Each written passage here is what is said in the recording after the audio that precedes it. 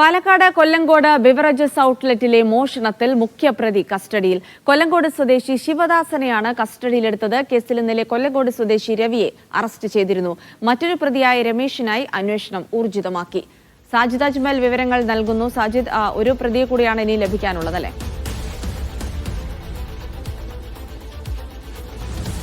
ജിൽസി, കഴിഞ്ഞ ദിവസമാണ് ഈ കൊല്ലങ്കോട് ബിവറേജസ് ഔട്ട്ലെറ്റിൽ മോഷണം നടന്നത്. ഈ ചുമർ പൊളിച്ചുകൊണ്ട് അകത്ത് കയറി 2.5 ലക്ഷം രൂപയുടെ മദ്യമാണ് 4 ചാക്കുകളിലാക്കി കടത്തിയത്. ഇതിൽ പണമൊന്നും തന്നെ നഷ്ടപ്പെട്ടിട്ടില്ല. അതിന്റെ തൊട്ടടുത്ത ദിവസം വലിയ തോതിലുള്ള വരുമാനം, ഓണത്തോടനുബന്ധിച്ചുള്ള വരുമാനം ഉണ്ടായിരുന്നു. പക്ഷെ പണമൊന്നും എടുക്കാതെ പൂർണ്ണമായും മദ്യം മാത്രമാണ് മോഷ്ടിച്ചത്.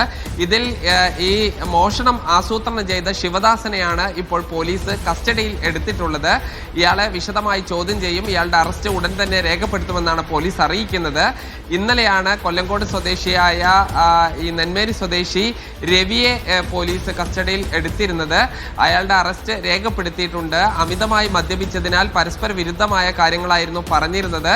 ഇയാളിൽ നിന്ന് കൃത്യമായ വിവരങ്ങൾ കൂടി ശേഖരിച്ച് മജിസ്ട്രേറ്റിന് മുന്നിൽ ഹാജരാക്കും. ജിൽസി, ശരി, സാജിദ് അജ്മലാണ് വിവരങ്ങൾ നൽകിയത്.